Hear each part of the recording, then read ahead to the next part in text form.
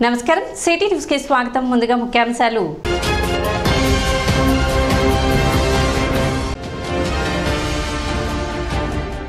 పట్టణంలో కొనసాగుతున్న నాదెండ్ల మనోహర్ తెలుగు జన చైతన్య యాత్ర అడుగడుగున బ్రహ్మరథం పడుతున్న ప్రజలు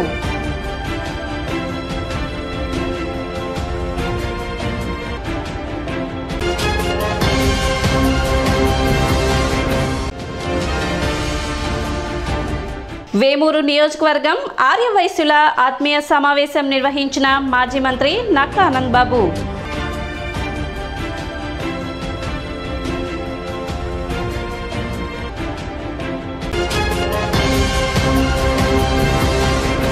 పట్టణం మారిస్పేట శుభమస్తు కళ్యాణ మండపంలో వేమూరు నియోజకవర్గ ఆర్యవైశ్యుల ఆత్మీయ సమావేశం జరిగింది. ఈ సమావేశంలో మాజీ మంత్రి నక్కా ఆనంద్ బాబు పాల్గొన్నారు. ఈ సమావేశంలో ఆర్యవైశ్యుల సమస్యలు, వ్యాపారస్తులు ఎదుర్కొంటున్న సమస్యలు, రాజకీయ అభివృద్ధి గురించి చర్చించి ఆర్యవైశ్యులకు తెలుగుదేశం పార్టీ మరియు తన సహకారం తప్పకుండా ఉంటుందని నక్కా ఆనంద్ బాబు హామీ ఇచ్చారు. అంతేకాకుండా మే నెల 13వ తేదీన వేమూరు నియోజకవర్గం తెలుగుదేశం జనసేన కూటమి అభ్యర్థిగా పోటీ చేస్తున్న నక్కా ఆనంద్ బాబుని బాపట్ల పార్లమెంట్ అభ్యర్థిని సైకిల్ గుర్తుపై ఓటు వేసి గెలిపించవలసిందిగా కోరారు. సమావేశంలో తూనుగుంట్ల సాయిబాబా, పెండేల వెంకట్రావు, కొలిపర రాధాకృష్ణమూర్తి, ఆలపాటి ఉపేంద్ర, పబ్బిశెట్టి వెంకట సత్యకుమార్, నంబూరు గాంధీ, పొన్నగంటి నరేంద్రబాబు, పరుచూరి రవీంద్రనాథ్, కల్వ మధు, కొల్లిపర వెంకట శివబాపయ్య, చీరెళ్ల రంగారావు మరియు వేమూరు నియోజకవర్గంలోని ఆర్యవైశ్యులు పాల్గొన్నారు. మరి మన నియోజకవర్గం ముఖ్యంగా ఇక్కడ ఉన్న వాళ్ళంతా వేమూరు నియోజకవర్గానికి సంబంధించినటువంటి ఆర్యవైశ్యులు కాబట్టి 15 ఏళ్ళు పైగా నన్ను చూస్తూ ఉన్నారు. మీరు 2 సార్లు ఎమ్మెల్యేగా, కొద్ది కాలం మంత్రిగా కూడా పనిచేశాను.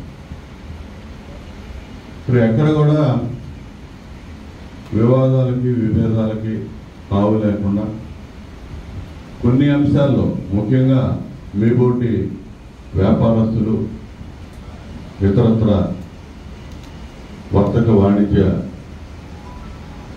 ప్రముఖులు కానీ వాటికి సంబంధించిన వ్యక్తులతో ఎప్పుడు కూడా పార్టీలు అవన్నీ చూడకుండా ప్రాంతమైన విషయం మీ అందరికీ తెలుసు. ఈరోజు ఈ రాష్ట్రంలో ఉన్నటువంటి ప్రత్యేక పరిస్థితులు గత 5 సంవత్సరాల క్రితం ఈ రాష్ట్రంలో ఏర్పడినటువంటి జగన్మోహన్ రెడ్డి ప్రభుత్వం ఆ రోజు ఎందుకు జరిగిందో కానీ అన్ని వర్గాలు కూడా ఎక్కువ శాతం జగన్మోహన్ రెడ్డి వైపు మొగ్గు చూపారు. జనరల్గా అనుకుంటాం ఎస్టీ, మైనార్టీలు అని. వారితో పాటే మిగిలిన వర్గాలు కూడా ఆ రోజు జగన్ని కావాలి, ఒకసారి చూడాలనుకున్న అన్ని వర్గాలు ఉన్నాయి ఆ రోజు. కానీ అతను అధికారంలోకి వచ్చినాక మాత్రం అతని నిజస్వరూపం రాష్ట్రంలో ఉన్నటువంటి అందరికీ చూపించాడు. ఈ 5 సంవత్సరాల్లో ఈ రాష్ట్రంలో వ్యాపారస్తులు కానీ, లేదు ఉద్యోగస్తులు కానీ ఎన్ని ఇబ్బందులు పడ్డారో కూడా చూస్తూ ఉన్నాం. ఎప్పుడు ఈ ప్రభుత్వం దిగిపోద్దా, ఈ రోజులు ఇచ్చిన అవకాశం, సమయం ఎప్పుడు గడిచిపోద్దా అని చెప్పి ఎదురు చూస్తున్నటువంటి సందర్భాలు చాలా ఉన్నాయి. ఎందుకంటే ఒక అశాంతి వాతావరణంలోకి నెట్టబోయబడింది రాష్ట్రం అంతా కూడా. ఒక అభద్రతకు లోనవుతా ఉన్నారు అందరూ.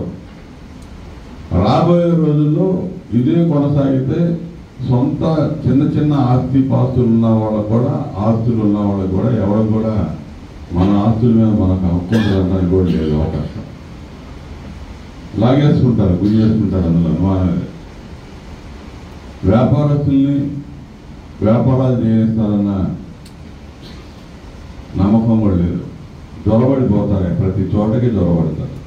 D3 శారదా సర్వీస్ సొసైటీ ఆధ్వర్యంలో ఉచిత వైద్య శిబిరం నిర్వహించారు. ఆదివారం బుర్రెపాలెం రోడ్లోని డాక్టర్ ఎస్ ఎంక్లేవ్ బిల్డింగ్ ఆవరణలో నిర్వహించిన వైద్య శిబిరం నందు డాక్టర్ శారదా ఆధ్వర్యంలో సుమారు 300 మందికి పైగా వైద్య పరీక్షలు చేయించుకున్నారు. ప్రతి నెల చివరి ఆదివారం నిర్వహించే వైద్య శిబిరంలో భాగంగా నిర్వహించిన ఈ శిబిరం నందు బీపీ, షుగర్, ఈసీజీ, ఫిజియోథెరపీ పరీక్షలు నిర్వహించి నెలకు సరిపడా మందులను ఉచితంగా అందజేశారు.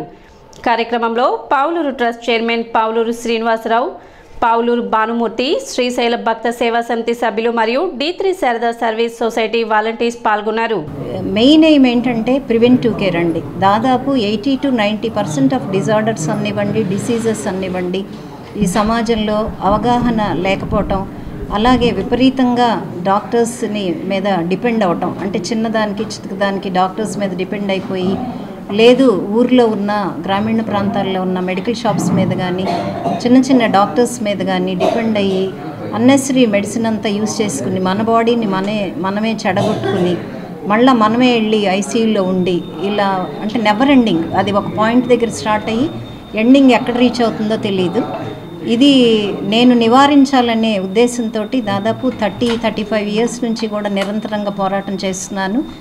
అది కొంచెం నేను ఎస్టాబ్లిష్ అయిపోయాక ఫైనాన్షియల్గా నా దృష్టి అంతా కూడా 100 to 1000% దాని మీదే కాన్సన్ట్రేట్ చేసి ప్రతి గ్రామంలో అలానే ప్రతి ఇంటికి కూడా వైద్యం వెళ్ళాలనే దిశగా స్టార్ట్ చేశాము. టెలిహెల్త్ అనివ్వండి, ఫస్ట్ ఎయిడ్ ఐసీయూ అవనివ్వండి, అలాగే ఇక్కడ నెలాఖరులో చేసే క్యాంప్ అవనివ్వండి, ఇవన్నీ మళ్ళీ మీకు చెప్పాల్సిన పని ఏం లేదండి. చాలామంది దీనిలో పార్టిసిపేట్ చేశారు. అలాగే గోల్డెన్ అవర్ మేనేజ్మెంట్, ఎవరికైనా చెస్ట్ పెయిన్ వస్తే వారి వద్దకే వెళ్ళేది. ధర్మ అనే వెహికల్ కూడా మన మొబైల్ వెహికల్ అన్ని చోట్లకి తిరుగుతూ ఉంది. ప్రస్తుతానికి ఒక 6గురిని మేము సేవ్ చేయగలిగామండి. ఈ ప్రాజెక్ట్ స్టార్ట్ చేసి 4 నెలలు కంప్లీట్ అవుతా ఉంది. ఇటీవలే మొదలైనటువంటి ధర్మ ప్రాజెక్టును అంటే గుండె జబ్బు వచ్చేటటువంటి వారికి ముందస్తు వైద్య సహాయం అందిస్తూ పెదరావూరు గ్రామాన్ని దత్తత తీసుకోవటమే కాకుండా మరి చాలా రకాలైనటువంటి ప్రేరణ సమాజానికి వైద్య రంగం వైపు కల్పిస్తున్నటువంటి డాక్టర్ శారద గారికి వినమ్రపూర్వకమైనటువంటి అభినందనలు తెలియజేస్తూ, స్నేహ ప్రపంచం గనక ఆవిడ యొక్క స్నేహ ప్రపంచం అంటే ఇక్కడ D3 సర్వీస్ సొసైటీ ద్వారా సుశిక్షితులైనటువంటి మహిళా సైనికులు మరి చాలా సంపన్న కుటుంబాల నుంచి వచ్చి కూడా వాళ్ళ విలువైన సమయాన్ని ఈ సామాన్య పేద వర్గాల వారికి వైద్య రంగంలో సేవలు అందిస్తున్నటువంటి శారద గారికి మరి ఒక ఓదార్పు, ఒక రకమైనటువంటి అండ, ఒక రకమైనటువంటి సమాధానం చేస్తున్న వారికి కూడా నేను హృదయపూర్వకమైనటువంటి అభినందనలు తెలియజేస్తూ, వైసీపీ మేనిఫెస్టోలో పాత హామీలు కొనసాగించడం అంటే అరాచకాలు కొనసాగుతాయని చెప్పడమేనని గుంటూరు లోక్సభ తెలుగుదేశం పార్టీ అభ్యర్థి పెమ్మసాని చంద్రశేఖర్ వ్యాఖ్యానించారు. ఎన్నికల ప్రచారంలో భాగంగా ఆయన గుంటూరు పశ్చిమ నియోజకవర్గం అభ్యర్థి పిడుగురాల మాధవితో కలిసి అపార్ట్మెంట్ వాసులతో బ్రేక్ఫాస్ట్ మీటింగ్ నిర్వహించారు. ఈ సందర్భంగా మాట్లాడిన పెమ్మసాని చంద్రశేఖర్ జగన్ను ఓడించడానికి రాష్ట్ర ప్రజలు సిద్ధంగా ఉన్నారని తెలిపారు. రాష్ట్రానికి 3 రాజధానులు అవసరమని వైసీపీ గుంటూరు ఎంపీ అభ్యర్థి కిలారి రోసయ్య చేసిన వ్యాఖ్యలపై మండిపడ్డారు. ఇంకా అమరావతిని ఒక వర్గానిదని ముద్ర వేసే ప్రయత్నాలను తిప్పికొట్టారు. ఈసారి జగన్ గెలిస్తే రాజధాని ఉండదు, పోలవరం ఉండదు, గంజాయి అమ్మకాలు మాత్రం ఉంటాయని ఎద్దేవా చేశారు. ఆ రోజు నందమూరి తారక రామారావు గారు గొప్ప గొప్ప వ్యక్తుల విగ్రహాలన్నీ ట్యాంక్ బండి మీద పెట్టించారు. ఎందుకు పెట్టించారంటే వాళ్ళని చూసి ఆ వ్యక్తులలో ఉన్నటువంటి లక్షణాలు మనుషులకు స్ఫూర్తిదాయకంగా ఉంటాయి, తప్పుడు పనులు చేయకుండా అవి ఆపుతాయనే ఉద్దేశంతో చేశారు. మరి ఇదే విధంగా ఇలా స్వచ్ఛంద సంస్థలు చేసే వంటి వాళ్ళకు కూడా యాన్యువల్ గా ఏదైనా మంచి అవార్డుల సెక్షన్ లాగా పెట్టి ఈ చుట్టుపక్కల మంచిని ప్రోత్సహించే మార్గం కూడా నేను ఒకటి తీసుకుందాం అనుకుంటా ఉన్నాను. అక్కడ పొన్నూరులో ఈ విధంగా ఎంతో 700 ఎకరాల గ్రావెల్ తవ్వి ఇలాంటి వ్యక్తులకి, జగన్మోహన్ రెడ్డి గారు లాంటి వ్యక్తులకి, అంటే ఆలోచన లేని వ్యక్తులకి, సమాజాన్ని విచ్ఛిన్నం చేసేటువంటి వ్యక్తులకి మీరు ఈ రోజు సపోర్ట్ చేసే విధంగా మీ మనస్సాక్షిని చంపుకునే విధంగా మాట్లాడాల్సి వస్తుంది అంటే అది మీరు చేసిన అవినీతి వల్ల ఇది రోజు జరుగుతా ఉంది. మిమ్మల్ని ఈ రోజు ఓడిపోతారని మీకు తెలుసు, ఆయనకి తెలుసు, గుంటూరు ప్రాంతంలో ఉన్న ప్రతి ఒక్కళ్ళకి తెలిసినా కూడా మీరు ఈ బలిపీఠం ఎక్కుతున్నారు అంటే దానికి కారణం అవినీతిమయమైనటువంటి పాలన. మరి పెద్దలు మీకంతా ఏజ్ లో ఉన్నప్పుడు పిల్లలు వెళ్తే బాగుంటుంది, కానీ ఏదో ఒక టైంలో మీరు కూడా అరే నా పిల్లలు నా మనవాళ్ళు ఈ చుట్టుపక్కల ఉంటే బాగుంటుందని అనుకుంటే పొజిషన్ వస్తుంది ప్రతి ఒక్కరికి. అదే విధంగా మాలాంటి వాళ్ళు వెళ్లే వాళ్ళకు కూడా ఎవరికి ఈ ప్రాంతాన్ని తల్లిదండ్రులను వదిలిపెట్టి ఏదో అక్కడికి వెళ్ళాలని ఉండదు. నాకు తెలిసి ఎందుకంటే ఎన్ఆర్ఐలు అందరితో మాట్లాడుతూ ఉంటాం కాబట్టి వాళ్ళకి ఎప్పుడు ఇక్కడే ఈ ప్రాంతం అన్నా కూడా అభిమానం, ప్రేమ ఉంటుంది. మీరు ఈ రోజు చూస్తే కొన్ని వందల మంది వచ్చి ఓట్లు వేయడానికి వచ్చారు. ఈ రోజు జనరల్ గా వాటర్, ఈ రోజు వాటర్ కూడా ఇవ్వలేనటువంటి పరిస్థితి. పక్కన కృష్ణానది ఉంది, ఇన్ఫ్రాస్ట్రక్చర్ ఉంది, దానికి కారణం అవినీతి అధికారులు, రాజకీయ నాయకులు కుమ్మక్కయి అసమర్థతతో ఏం పట్టించుకోకుండా ప్రైవేటు ట్యాంకర్ల మాఫియాతో కుమ్మక్కవడం వల్ల ఈరోజు నీళ్లు ఇవ్వలేనటువంటి పరిస్థితి. మరి బ్రిడ్జెస్ ఉన్నాయంటే బ్రిడ్జెస్ కి స్టేట్ గవర్నమెంట్ కొంత డబ్బు ఇస్తే సెంట్రల్ గవర్నమెంట్ డబ్బులతో రెండింటినీ కలపాల్సిన పరిస్థితి. డ్రైనేజ్ ఉంటే అదే పరిస్థితి. 500 కోట్ల రూపాయలు ప్రధానమంత్రిగా రిలీజ్ చేస్తే 400 కోట్ల స్టేట్ గవర్నమెంట్ ఇస్తే 900 కోట్లతో ఈ చుట్టుపక్కల ప్రాంతం అంతా కూడా డ్రైనేజ్ సమస్య పూర్తయ్యేది. ఈ డ్రైనేజీలు కానీ, బ్రిడ్జెస్ కానీ, రోడ్స్ కానీ జగన్మోహన్ రెడ్డి గారు పట్టించుకోరు. ఎందుకంటే ఇవి వ్యక్తిగత ప్రయోజనాలు కాదు, వీటికి ఓట్లు ఉండవు. వ్యక్తిగత ప్రయోజనాలంటే 3,000, 5,000 ఒక వ్యక్తికి వేస్తే అది జగన్మోహన్ రెడ్డి గారు వేసినట్టు ఉంటుంది. కాబట్టి వాళ్ళకి వేస్తారు తప్పించి ఈ మౌలిక సదుపాయాల మీద ఏమాత్రం దృష్టి పెట్టరు కూడా. ముందు కూడా అదంతా ఓట్ల రాజకీయం. కాబట్టి మీలాంటి వ్యక్తులు ఏంటంటే అందరూ ఓట్లు వేయాలి. మీరు కూడా తెలుగుదేశం పార్టీ కూడా ఇలానే అరే వీళ్ళు కూడా మనకు ఓట్లు వేయట్లేదు, మనం కూడా ఓట్ల రాజకీయానికి వెళ్దామని అనుకుంటే తిరగటానికి రోడ్లు, తాగటానికి నీళ్లు, చివరికి పీల్చడానికి గాలి కూడా మీ ఎవరికి ఉండదని నేను తెలియజేసుకుంటా ఉన్నా. ఇండియా కూటమి బలపరిచిన గుంటూరు పార్లమెంట్ అభ్యర్థి కామ్రేడ్ జంగాల అజయ్ కుమార్ తెనాలిలో ఎన్నికల ప్రచారం నిర్వహించారు. స్థానిక తెనాలి గాంధీ చౌక్ నుండి ప్రారంభించిన ఎన్నికల ప్రచారం పాత గవర్నమెంట్ హాస్పిటల్ శివాజీ చౌక్ మీదుగా ప్రచారం నిర్వహించారు. పార్లమెంట్ అభ్యర్థి జంగాల అజయ్ కుమార్ మాట్లాడుతూ గుంటూరు జిల్లా ప్రజలు కంకి కొడవలి గుర్తుపై ఓటు వేసి ఎంపీ అభ్యర్థిగా గెలిపించాల్సిందిగా ఆయన కోరారు. దేశంలో మోడీ, రాష్ట్రంలో జగన్ అరాచకమైనటువంటి పాలన చేసి ప్రజల్ని భయభ్రాంతులకు గురి చేశారు. 30 సంవత్సరాలుగా ప్రజా ఉద్యమాలలో చురుగ్గా పాల్గొంటూ విద్యార్థి దశ నుండి అనేక సమస్యలపై పోరాటం నిర్వహించి ఈ రోజు మీ ముందుకు ఎంపీ అభ్యర్థిగా వచ్చానని తెలిపారు. అవినీతితో కూరుకుపోయిన ఈ రాజకీయాలను ప్రక్షాళన దిశగా తీసుకువెళ్లాలని చెప్పి ప్రజలను కోరారు. కంకి కొడవలి గుర్తుపై ఓటు వేసి అఖండ మెజారిటీతో గెలిపించాలని విజ్ఞప్తి చేశారు.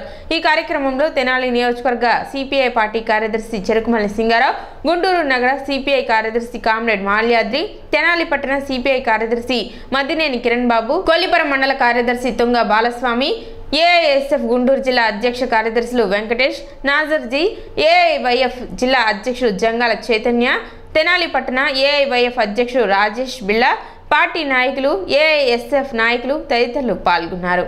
దేశంలో ఇప్పటికీ కొంత ప్రాంతం ఎన్నికలు జరిగిన అన్ని ప్రాంతాల్లో ఎన్డీఏ కూటమికి ఎదురుగాలి వీస్తూ ఉంది. దక్షిణాది రాష్ట్రాల్లో అయితే వన్ సైడెడ్గా ఇండియా కూటమికి అనుకూలంగా వస్తూ ఉంది. అందువల్ల మన రాష్ట్రంలో అటు చంద్రబాబు కానీ ఇటు జగన్మోహన్ రెడ్డి కానీ వీళ్ళిద్దరూ కూడా నరేంద్ర మోడీకి తొత్తులైపోయారు. అందుకని వాళ్ళకు ఓటు వేయాల్సిన అవసరం ఇవాళ ప్రజలకు లేదు.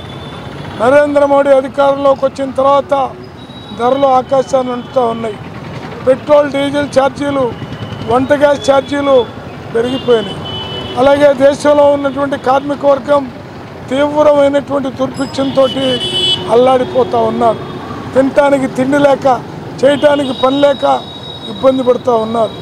బలపరిచిన సిపిఐ అభ్యర్థి కామ్రేడ్ జంగాల అజయ్ కుమార్ గారు గుంటూరు పార్లమెంటు నుంచి పార్లమెంట్ అభ్యర్థిగా పోటీ చేస్తూ ఉన్నారు. కాంగ్రెస్ పార్టీ, సిపిఎం, ఆమ్ ఆద్మీ పార్టీలు ఇవాళ దేశవ్యాప్తంగా, రాష్ట్ర వ్యాప్తంగా పొత్తులో భాగంగా ఇవాళ గుంటూరు పార్లమెంటు పోటీ చేస్తూ ఉన్నాం. మరి దశాబ్దాలుగా అనేక సమస్యల మీద పోరాడినటువంటి చరిత్ర అజయ్ కుమార్ గారికి ఉంది. మరి రాజధాని ఉద్యమంలో అశేష త్యాగాలతో పాటు వీరోచితమైనటువంటి ఉద్యమాలు చేసినటువంటి ఘనమైన గొప్ప నాయకుడు జంగాల అజయ్ కుమార్ గారు. మరి ఏఎస్ఎఫ్ నుంచి ఏఐవైఎఫ్, రైతు సంఘం, ఏఐటీసీ, సిపిఐ పార్టీ, సిపిఐ రాష్ట్ర కార్యదర్శి సభ్యుడిగా, జాతీయ సభ సభ్యుడిగా అనేక రకాలుగా పార్టీలో 4 దశాబ్దాలుగా అనేక త్యాగాలు చేసినటువంటి గొప్ప పోరాట యోధుడు కామ్రేడ్ జంగాల అజయ్ కుమార్ గారు. అమృతలూరు మండలం కోచపూడి గ్రామంలో 15 కుటుంబాలు వైసీపీ పార్టీ నుండి తెలుగుదేశం పార్టీలోకి చేరాయి. వారికి మాజీ మంత్రి నక్కానంద్ బాబు పార్టీ కండువ కప్పి పార్టీలోకి ఆహ్వానించారు. వైఎస్ఆర్సీపీ బాపట్ల జిల్లా ప్రధాన ప్రచార కార్యదర్శి మేక రామకృష్ణ, వైఎస్ఆర్సీపీ గృహసారథి డొక్కు Mahalakshmi, Durga, Sheikh Saida, Devarakonda Biju, Devarakonda Rayudu, ఊసరపు Chukkayya, ఊసరపు Malleswari, ఊసరపు Gopi, Oosarapu Somulu, Garika Basavayya, Sivamuni, Siva Venkatesh, Palaparthi Prasad, Munipalli JVR Balu YCP party నుండి తెలుగుదేశం పార్టీలోకి చేరారు. ఈ కార్యక్రమంలో అమృతలూరు మండలం తెలుగుదేశం పార్టీ నాయకులు, కార్యకర్తలు పాల్గొన్నారు. అందరూ రా మేము కలుపుకుంటాం, కలిసిపోతాం అని చెప్పి చాలా గౌరవించి విలువిచ్చి నన్ను ఈరోజు పార్టీలోకి తీసుకున్నారు. నేను యాక్చువల్గా కూచిపూడిలో మీ అందరి మధ్యలోనే చేరాలనుకున్నాను. దానికి మీరు ఇచ్చిన విలువకి నేను ఎప్పుడు పార్టీకి ఎట్టి పరిస్థితుల్లోనూ నేను మళ్ళీ 20 సంవత్సరాల క్రితం ఎలా ఉన్నానో అలా ఉండి ఈ ఎలక్షన్ అనేది మీ అందరితో కలిసి చేస్తానని నన్ను అభిమానంగా చేసుకున్నందుకు ఇప్పుడు ఒక చిన్న విరామం.